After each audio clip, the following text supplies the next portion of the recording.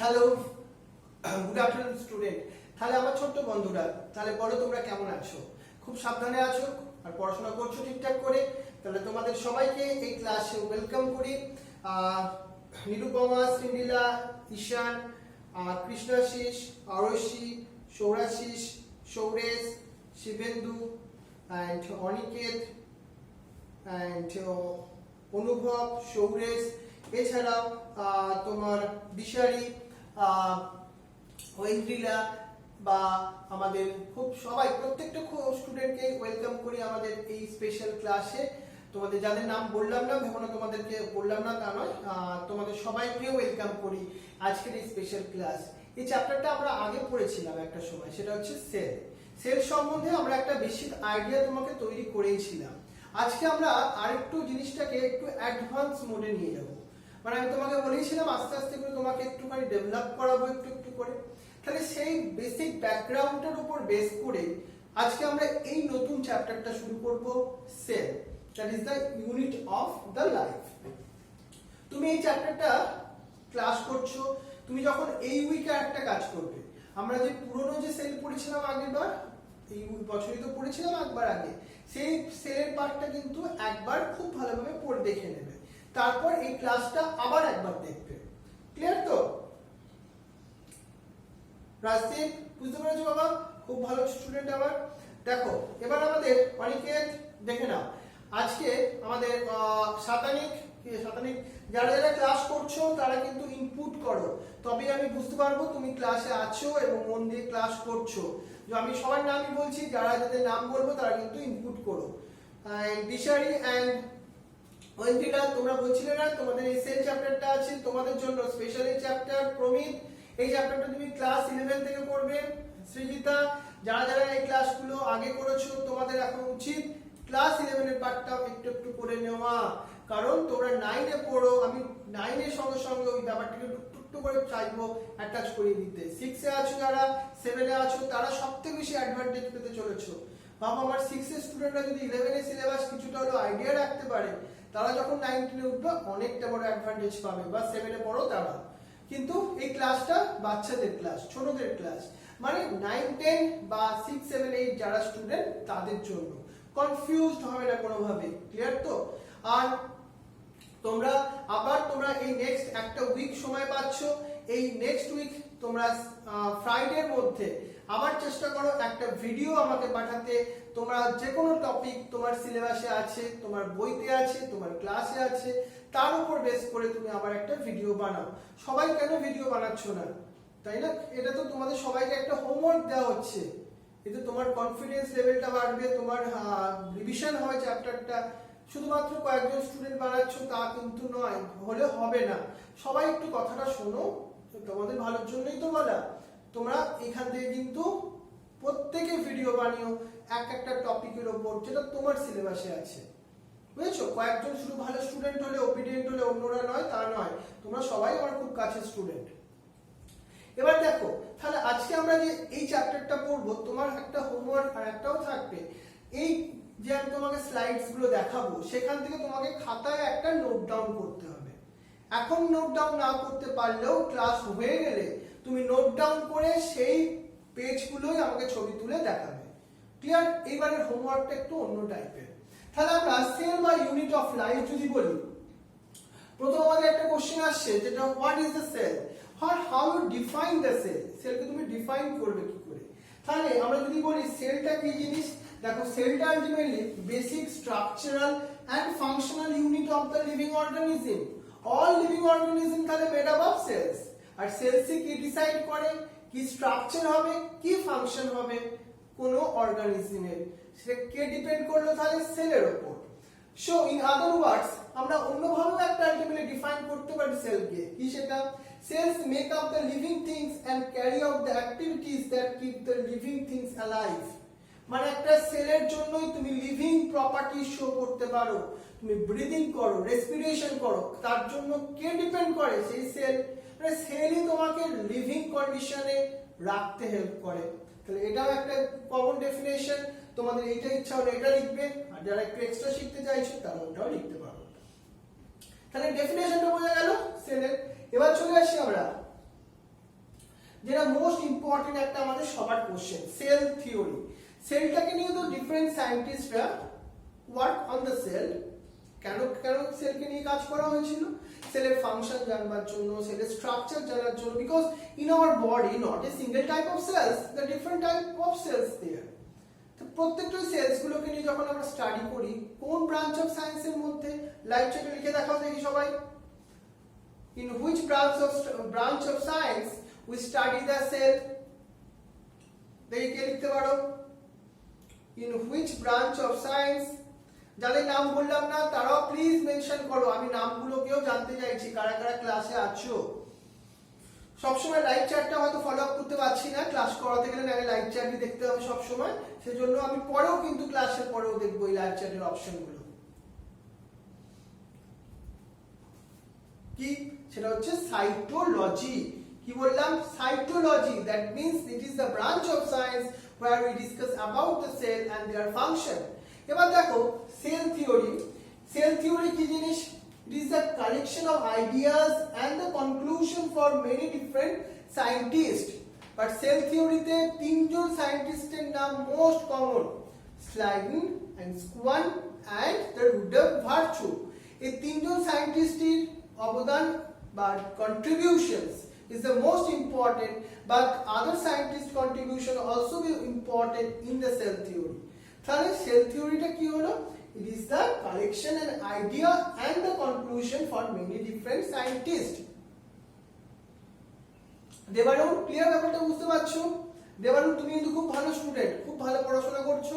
তুমি 11 এর ব্যাপারটা কিন্তু 11 থেকে ব্যাপারটা একটু একটু শুরু করে নাও, কারণ এর পরের বছরের জন্য নিজেকে যে যত এগিয়ে রাখতে পারবে তারই কিন্তু তত বেশি লাভ হবে। যারা 10 এ আছো তাদের জন্য বললাম। তাহলে আমরা সেল থিওরিতে আমরা কি কি পড়েছিলাম? The all known living things are made up of one or more cells. তাহলে আমরা যেমন হিউম্যান বিংস, আমরা তো সিঙ্গেল সেলস দিয়ে তৈরি নয়, আমরা মাল্টি সেলুলার, মেনি সেলস দিয়ে তৈরি। All living cells arise from the pre-existing cell by the division. এই যে সেলগুলো তাহলে কোথা থেকে তৈরি হয়? তার pre-existing সেল থেকে। কেমন ভাবে তৈরি হয়? সেল ডিভিশনের প্রসেসের থ্রু দিয়ে। এই কন্ট্রিবিউশনটাই মেইনলি তোমার রুডার ভার্চু কিন্তু আমাদের দিয়েছিল ইন দ্য সেল থিওরির মধ্যে, তোমরা সেটা জানো হয়তো। ঠিক এইভাবে নোট ডাউন করবে। তাহলে 3 নম্বর অপশনটা কি ছিল? সেল থিওরি তো তিনটে মোর অপশন ছিল।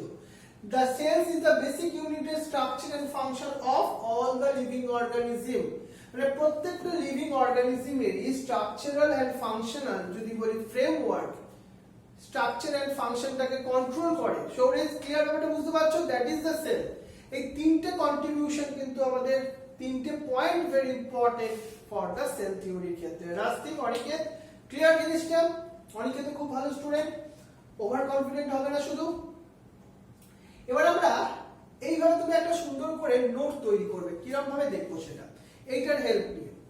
ডিফারেন্ট সায়েন্টিস্টরা তোমার সেলের উপর ওয়ার্ক করেছিল, রাইট? এবার তাদের জন্য প্রথম যে সায়েন্টিস্টের নাম আসছে, যাকে 1665 Robert Hooke first discovered the cell. Robert Hooke যখন সেল ডিসকভার করলো, এটা কি ধরনের সেল ছিল? এটা কি লিভিং সেল ছিল না নন লিভিং সেল ছিল? এটা একটা কর্ড সেল ছিল, মানে এটা নন লিভিং সেল ছিল। তারপর 1674 দেখো কোন scientist? Antonie van Leeuwenhoek observe the living cells. তাহলে বোঝা গেল রবার্ট হুক কিন্তু নন লিভিং সেল দেখলো। ফার্স্ট টাইম লিভিং সেল কোন সায়েন্টিস্ট দেখলো? সেটা হচ্ছে অ্যান্টনি ফন লিয়েনহফ। কিন্তু সেলের মধ্যে একটা সবথেকে ইম্পর্টেন্ট পার্টস কি জানো? সেটা হচ্ছে নিউক্লিয়াস। এই নিউক্লিয়াসটাকে কোন সায়েন্টিস্ট ডিসকভার করলো? Robert Brown discovered the nucleus in 1883. 1883 Dishari clear ব্যাপারটা? ওয়েব্রিলা দেখো রবার্ট ব্রাউন 1883 তে ফার্স্ট ডিসকভার করলো। নেক্সট আমরা আরেকটা সায়েন্টিস্টের কথা দেখি। তাহলে আমরা তার আগে একটুখানি টাইম ফ্রেমের আন্ডারে কয়েকজন সায়েন্টিস্টরা নিউক্লিয়াসের আগেও কাজ করেছিল। কি দেখো তাদের 1835 সেখানে একজন সায়েন্টিস্ট ফেলিক্স তোমার Dujardin scientist first discovered the fluid content of the cell. Fluid means সেলের মধ্যে কিছু লিকুইড ম্যাট্রিক্স প্রেজেন্ট আছে, that is also be called the cytoplasm. This is ultimately discovered by the Felix Dujardin. এই scientist কোন সময়? 1835। মানে আমরা আগের বার যেরকম পড়েছিলাম তার থেকে কিন্তু এখানে একটু অ্যাডভান্স করছি, বুঝতে পারছো তো? নিজেদেরকে একটু ইমপ্রুভ করতে হবে প্রত্যেকবার পড়তে পড়তে। 1838 Matthew Schleiden proposed the all plants made up of cells। তাহলে প্ল্যান্টস যে সেল দিয়ে তৈরি, সেটাকে কোন সায়েন্টিস্ট ফার্স্ট টাইম বললো? স্লেডেন, 1838। এবার বলো তো, যেসব সায়েন্টিস্টরা প্ল্যান্ট নিয়ে স্টাডি করে তাদের কি বলা উচিত? বোটানিস্ট না জুলজিস্ট? মানে স্লেডেন কি ছিলেন? বোটানিস্ট ছিলেন না জুলজিস্ট ছিলেন? লাইভ চ্যাটে লেখো দেখি। আরশিন খুব ভালো স্টুডেন্ট আমার। অনুভব তুমি বাবা ভিডিও করছো না, দাঁড়াও তোমার আমি দিচ্ছি, দাঁড়াও। তোমার তো একটা ভিডিও আমি তো এতদিনে দেখিনি। সৃজিতাও কেন করছো না বাবা? তোমরাও তো খুব স্মার্ট। খাবড়া বা লজ্জা পাওয়ার তো কোনো দরকার নেই। ঈশান তুমিও কেন ভিডিও করে দিচ্ছ না? তোমার যে চ্যাপ্টার গুলো আছে সেইগুলোর ওপর। ঐন্দ্রিলাও দেয়নি, সিদ্ধার্থীও দেয়নি।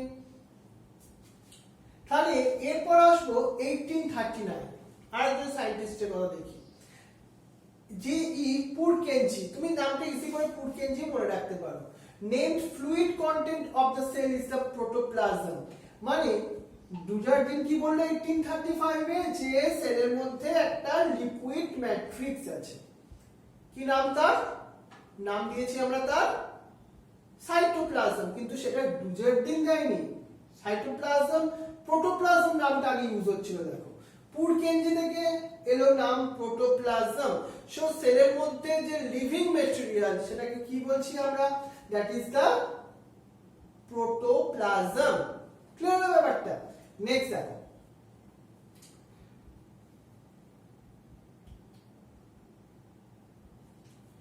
এরপর 1839 since Schwan proposed the all animals are made up of cells। আগেরটা আমরা কি দেখেছিলাম? all plants are made up of cells, সেটা জানতে পেরেছিলাম। বাট এবার আমাদের সোয়ান কি বললেন? বললেন যে all animals are made up of cells। কি সেলস দিয়ে তৈরি? অ্যানিমাল সেলস দিয়ে তৈরি। ক্লিয়ার তো জিনিসটা? এবার যদি দেখো তাহলে তুমি এই সোয়ানকে কি বলবে? বোটানিস্ট বলবে না জুলজিস্ট বলবে?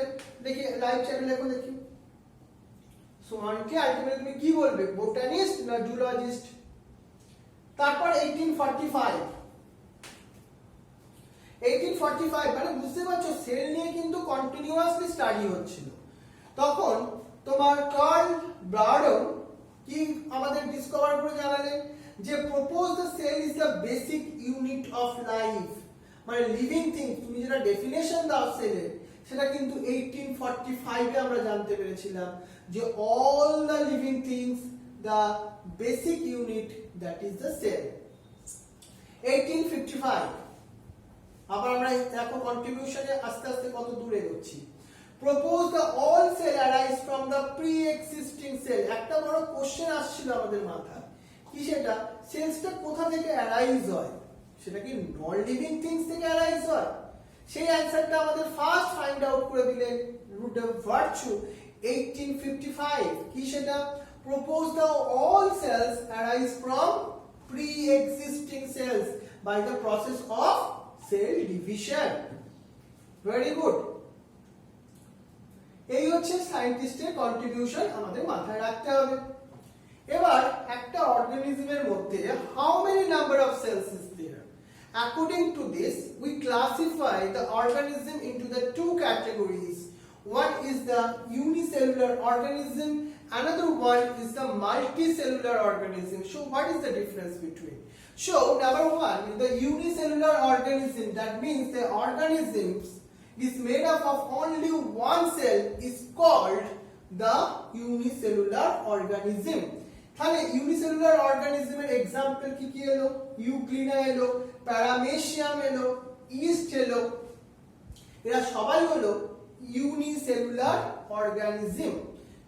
এবার যারা একটু নিজেদেরকে ভাবো আমি সেল অনেকবার পড়েছি, তারা দেখো দেখি এটা ছাড়া আমি আরেকটা তোমায় কোশ্চেন জিজ্ঞেস করি, ইউনিসেলুলার এক্সাম্পল লেখো, একটা কিংডমের এক্সাম্পল বলো, টু কিংডমের এক্সাম্পল বলো, which one is the unicellular in nature? তুমি দুটো কিংডমের নাম লেখো যে কিংডম গুলো ইউনিসেলুলার এর আন্ডারে আসে। দেখি কে পারো। আরশি, শৌরেশ, চেষ্টা করো। দুটো কিংডমের নাম বলতে বলছি কিন্তু আমি, কোনো অর্গানিজমের নাম নয়, যারা ইউনিসেলুলার ইন নেচার। চেষ্টা করো ফটাফট।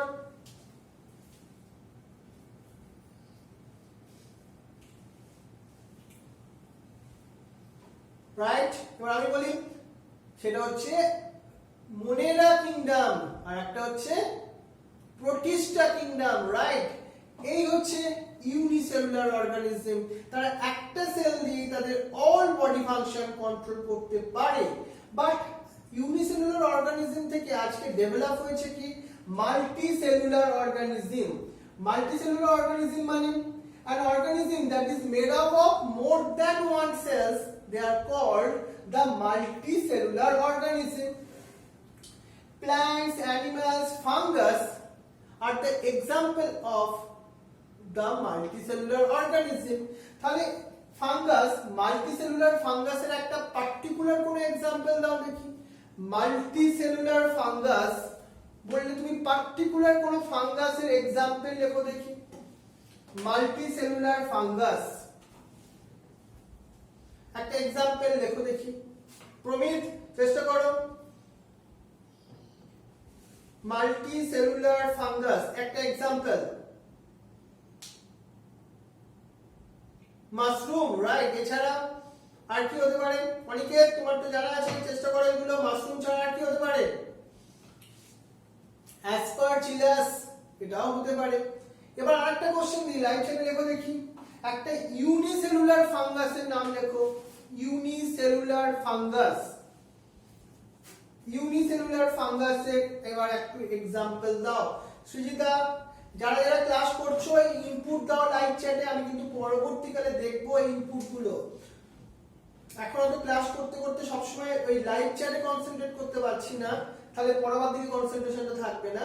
আমি ক্লাস হয়ে গেলে কিন্তু দেখবো কারা কারা ইনপুট করেছিলে। অনুভব, এবং তুমি ক্লাসে আছো কিনা সেটাও আমি দেখতে পাবো। তুমি এই মানে যারা অন্যরাও ক্লাস করছো তারা লজ্জা পাওয়ার কিছু নেই, অ্যানসার ভুলো কিন্তু ইনপুট করো। আমি ইনপুট বলছি, আমি বলছি না তুমি রাইট করছো না রং করছো, সেটা ইম্পর্টেন্ট নয়, সেটা তো আমি শেখাবো তোমাকে। তুমি ইনপুট করো। সেটা হচ্ছে ইস্ট, রাইট, ঠিক। এবার আমরা এই যে ইউনিসেলুলার অর্গানিজম বা সেলকে যদি দেখতে চাই, সেটা তো সব সময় কি খালি চোখে দেখতে পাবো না। সেই জন্য আমাদের কি ইউজ করতে হবে? আমাদের ইউজ করতে হবে মাইক্রোস্কোপ ইউজ করতে হবে। এবার দেখে নিই আমরা multicellular organism under the microscope. আমরা লিভ সেলস কে দেখলে এইভাবে দেখতে পাবো, মাসেল সেলস কে দেখলে আমরা এইভাবে দেখতে পাবো। দেখো, আমি তোমাকে লিভ সেল, মাসেল সেল এগুলো প্র্যাকটিক্যালেও দেখাবো। হ্যাঁ, এগুলো তো সবই আছে, তোমরা এখন অনেকটা এগিয়ে গেছো। এই বছর আমি প্র্যাকটিক্যাল দেখাবার আস্তে আস্তে কিন্তু সুযোগ পাবো। শুধু একটু শান্ত হতে হবে ক্লাসে, তাহলেই হবে, তাই তো অনেকে। এবার চলে আসি আমরা সাইজ অফ দ্য সেল। এবার মাইক্রোস্কোপ তো আমি তোমাকে আবারও বলবো, একটা microscope is the instrument to observe the microscopic things, মানে which we can not see in the naked eye. এই ধরনের কিছু অবজেক্টকে যদি আমরা try to observe, that time we use a tools that is the microscope, তাই তো।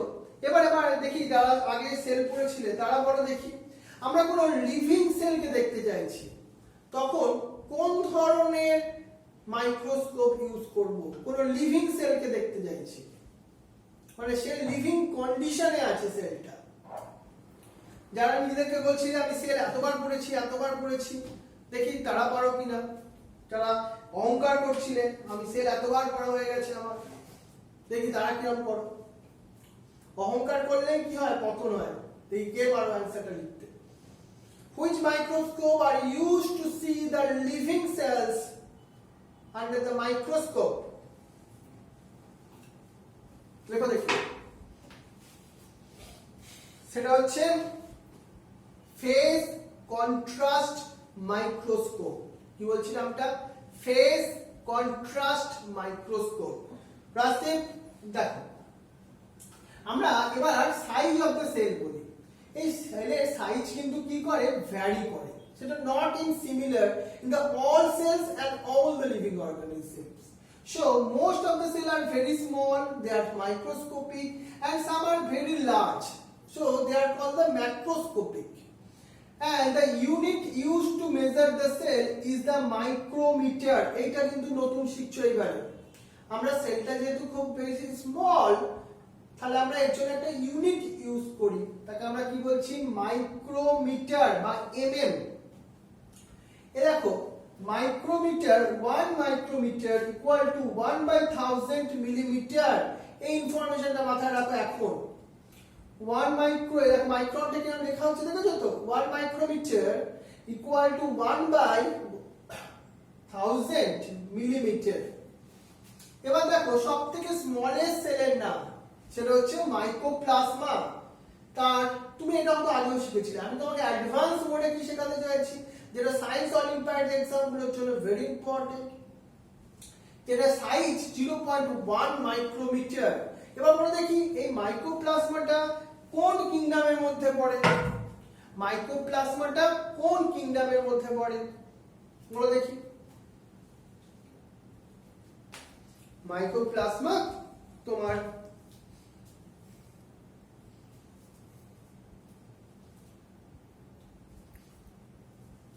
Mycoplasma পড়ে কার মধ্যে?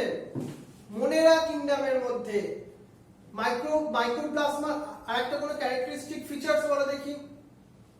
দুটো ফিচারস বলো চলো। Mycoplasma it is the smallest cell, আমরা বুঝলাম সেটা, বাট দুটো ফিচারস বলো। একটা ফিচারস আমি তোমায় বললামই, suppose they are belongs to Monerans, but another two important characteristic features জানো কি? চেষ্টা করো। সেই জন্য নলেজ কখনো বাবা শেষ হবে না, এর থেকে আরো অনেক নলেজ আছে জীবনে, কখনো মানে ভাববে না তুমি সব জেনে গেছো। হ্যাঁ, অনেক কিছু বাকি আছে আমাদের জানার, আমরা কিছুই জানি না, এরকম ব্যাপার। আমি বলি মাইক্রোপ্লাজমা দুটো important characteristic features, they are anaerobic in nature. Number 2, they divide of cell wall, তাদের মধ্যে সেল ওয়াল অ্যাবসেন্ট আছে, বুঝছো? রাইট। এবার আসবো লার্জেস্ট সেল। লার্জেস্ট সেল সেটা হচ্ছে অস্ট্রিচ এগ, সাইজটা হচ্ছে 18 সেন্টিমিটার। মানে বুঝতে পারছো সেটা এতটা, তাহলে আমরা খালি চোখে এটাকে ইজিলি অবজার্ভ করতে পারবো, এর জন্য কোনো মাইক্রোস্কোপ আমাদের দরকার নেই। এবার এ দেখো, এই হচ্ছে অস্ট্রিচ এগ, আর এই হচ্ছে মাইক্রোস্কোপের আন্ডারে মাইক্রোপ্লাজমার ছবি।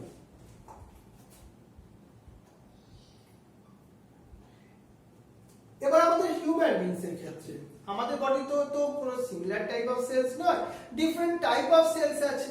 যেমন আমাদের স্পার্ম সেল, যেটা মেয়েদের বডি থেকে তৈরি হয় as a sex sell type, তার সেটা হচ্ছে সবথেকে স্মলেস্ট সেল। সাইজটা মাথায় রাখো, যেহেতু আমরা অ্যাডভান্স মোডে পড়ছি। সেটা হচ্ছে 5 মাইক্রোমিটার। আমি তোমাকে আগে শিখিয়েছি মাইক্রোমিটার মানে কি। 5 মাইক্রোমিটার। লার্জেস্ট সেল কি? সেটা হচ্ছে ওভাম সেল, তার আলটিমেটলি সাইজ কি? 120 মাইক্রোমিটার। আর longest cell of the human body সেটা কি? Nerve cell or the neuron, size কি? 1 মিটার। বুঝতে পারছো এটা কতটা long? So human RBC are circular, biconcave and easy passage to the human capillaries. এই কোশ্চেনটা খুব কমন, যে সাইজ তো বুঝলাম, শেপ কি শেপও কেন ডিফারেন্ট, লাইক আরবিসি বাইকনকেভ শেপ কেন? কারণ ও ইজিলি তাদের ক্যাপিলারিজ এর মধ্যে দিয়ে পাস করতে পারে, and they can maximum transport করতে পারে oxygen and carbon dioxide কে। সো দ্য আরবিসি শেপ হচ্ছে তোমার বাইকনকেভ, মানে মাঝখানটা একটু প্রেস করা হয়েছে এমন একটা স্ট্রাকচার। তাহলে আমরা সাইজ নিয়ে অনেক ডিটেইলসে আইডিয়া নিয়ে নিলাম। চলো এবার শেপ নিয়ে আস্তে আস্তে করে ডিসকাশনের মধ্যে আসি। সাইজের পর shape of the cell. So cells vary also in the cell. তুমি এখানে RBC cell দেখতে পেলে, biconcave, neuron cells, different shape is there. Variation depends mainly upon the function of the cell. তাহলে একটা কোশ্চেন তোমাকে বলা যেতেই পারে, এই যে সেলের শেপ গুলো ডিফারেন্ট কেন? why? because for their function. কিসের জন্য? for their function. আর সে ক্লিয়ার? some cells, human বডিতে নয়, some cells like euglena and amoeba can change their shape, but most of the cells are fixed shape. এদেরকে আমরা বলি প্লিওমরফিক। এই টার্মসটা আগে শুনুনি হয়তো। Pleomorphic, that means they can change their shape. এমন দুটো অর্গানিজমের নাম বলো যারা প্লিওমরফিক। একে হলো amoeba and euglena. They have no fixed shape in their structure. তোমার বডিতে বলো তো, তোমার বডিতে একটা এরকম প্লিওমরফিক শেপ অফ সেল কি আছে যার শেপটা চেঞ্জ হতে পারে? অ্যাডভান্স লেভেলের কোশ্চেন এটা। টু, তোমার বডিতে এমন একটা সেলের নাম বলো যার কোনো পার্টিকুলার শেপ নেই, তার স্ট্রাকচার চেঞ্জ হতে পারে। দেখি কে পারে প্রথম, কে পারছো সেটা ইম্পর্টেন্ট। কে পারছো প্রথম? সেটা হচ্ছে ডব্লিউবিসি। তার শেপটাও তো সেই অ্যামিবয়েড শেপ, রাইট? দেখো নার্ভ সেলস যেটা আমরা দেখলাম, এটা হচ্ছে একটা ব্রাঞ্চ। কেন ব্রাঞ্চ এই ধরনের structure? Because they conduct the nerve impulse. সে যেহেতু নার্ভ ইম্পালস কে ট্রান্সমিট করে, কন্ডাকশন করে, সো দেয়ার স্ট্রাকচারটা হচ্ছে ব্রাঞ্চ স্ট্রাকচার। সো আমি যেটা তোমাকে বললাম, হিউম্যান ডব্লিউবিসিস, দ্য হোয়াইট ব্লাড সেলস, তার স্ট্রাকচার কেন চেঞ্জ হয়? বিকজ তার ফাংশন এনগালফিং দ্য ব্যাকটেরিয়া। এবার বড় লেখো দেখি লাইভ চ্যাটে, এই যে এনগালফিং অফ ব্যাকটেরিয়া, এটাকে আমরা কি প্রসেসের কথা বলছি? এনগালফিং অফ ব্যাকটেরিয়া মানে আমরা কোন প্রসেসের কথা বলছি? দেখো দেখি, যেটা ডব্লিউবিসি পার্টিসিপেট করে।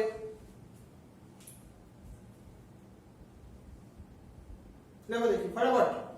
অনিকেত, অরশি, সৌরাশিস। হ্যাঁ সৌরাশিস বাবা, সৌরাশিস দেখো দেখো।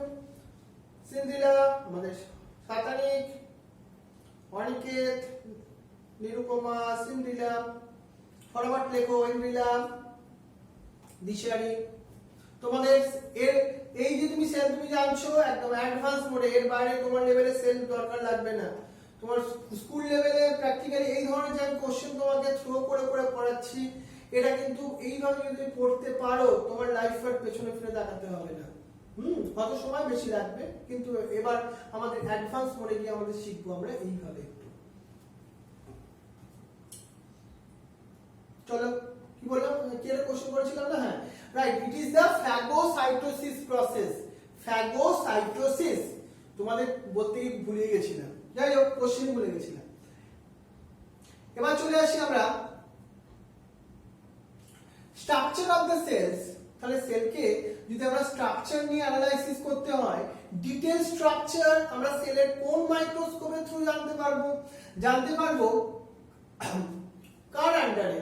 সেটা হচ্ছে মেইনলি ইলেকট্রন মাইক্রোস্কোপের আন্ডারে সেল অর্গানেলস গুলো সম্বন্ধে জানতে পারবো, বাট সেলের একটা স্ট্রাকচার জানতে পারবো কম্পাউন্ড মাইক্রোস্কোপ।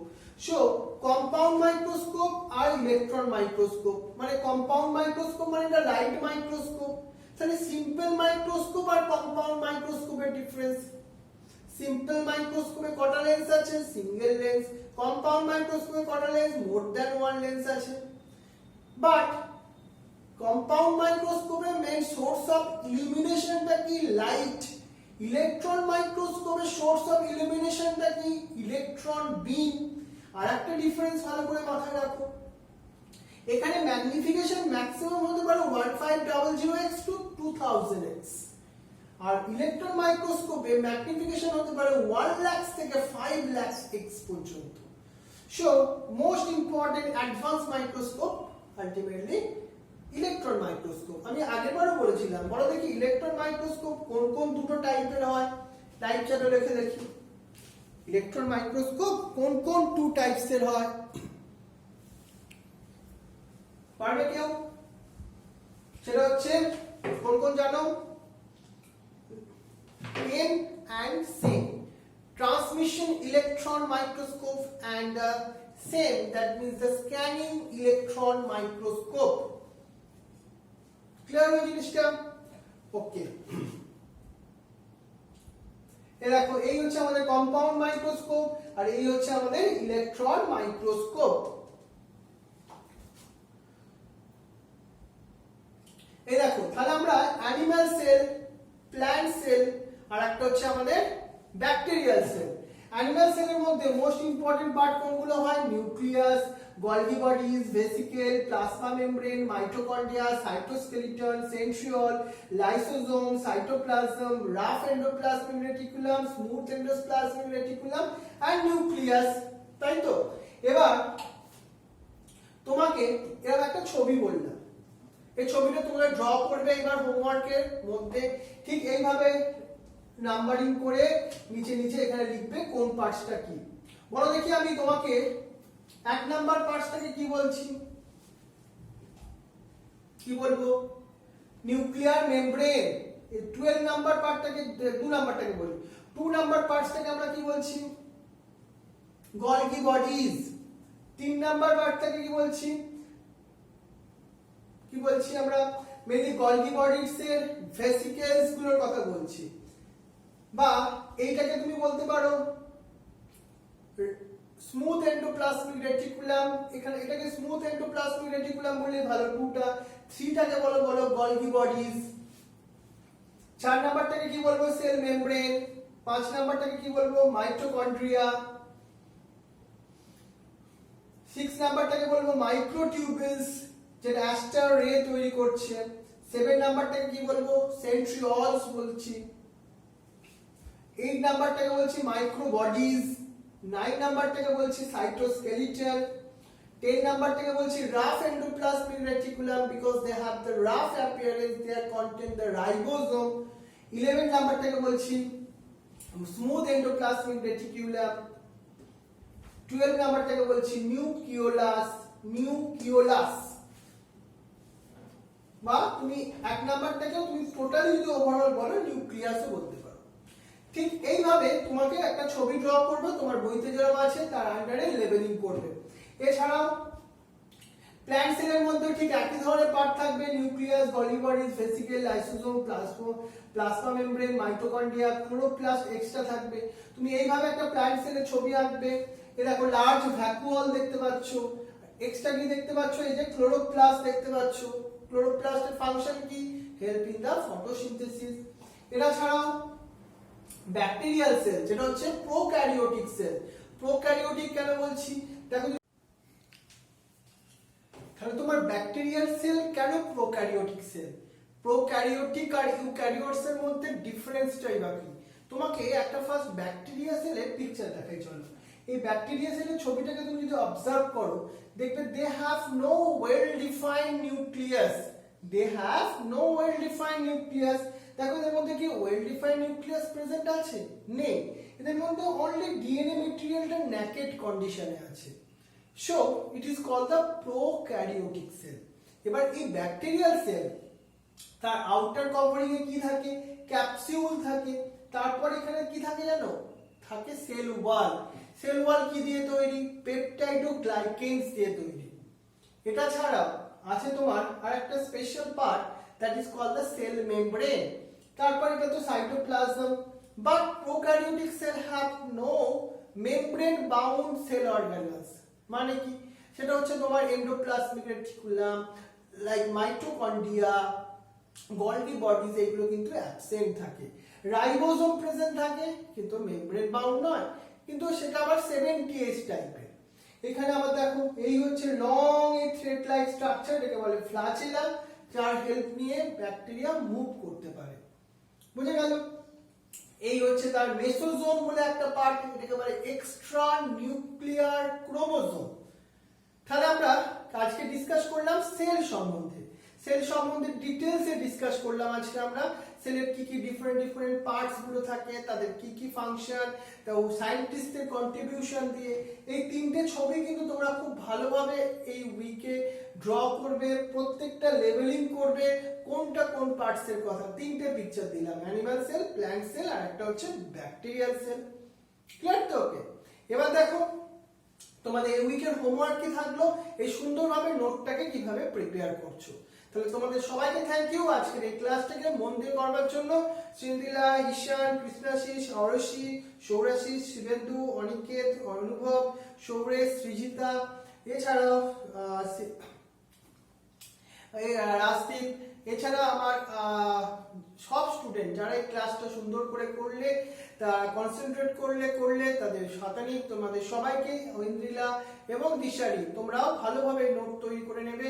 আর আমরা পরের উইকে নাইট্রোজেন্সের ফিক্সেশন বা নাইট্রোজেন সাইকেল সম্বন্ধে ডিসকাস করব, আর সেল সম্বন্ধে ডিসকাস করব নেক্সট উইকের ক্লাসের মধ্যে দিয়ে। এরপরে তুমি একটা তোমাকে কোশ্চেন করি, কোশ্চেনটা হচ্ছে এই সিচুয়েশন যখন আমরা ইনফেকশন রেটটা অনেক গুণ বাড়ছে, তোমরা সেটা তো নিউজে দেখছো, এই সিচুয়েশনে দাঁড়িয়ে আমার এই বায়োলজি ক্লাসটা কি ক্লাসরুম ক্লাস করা উচিত নাকি অনলাইন ক্লাসের মধ্যে দিয়ে আরো কিছুদিন কন্টিনিউ করা উচিত? তোমার কি ওপিনিয়ন? কারণ তুমিও এখন বড় হয়েছো, তোমার ওপিনিয়নটা আমার কাছে খুব ইম্পর্টেন্ট। তাই তুমি তোমার এই ওপিনিয়নটা কমেন্ট সেকশনে লিখে জানাও, কোনটা এই মুহূর্তে দাঁড়িয়ে আমাদের করা উচিত। বায়োলজি ক্লাস ক্লাসরুমে করা উচিত, যেখানে ইনফেকশন হওয়ার চান্সটা অনেক গুণ বেড়ে যাবে। এছাড়া আমরা অনলাইন মোডে করে কি সেফ থেকে ক্লাসটা করব, কোনটা তোমার মধ্যে, কোনটা তোমার মনে হচ্ছে? লাইভ চ্যাটে নয়, কমেন্ট সেকশনে লিখে জানিও। ওকে, তাহলে সবাইকে আজকে thank you very much and wish you best of lakh.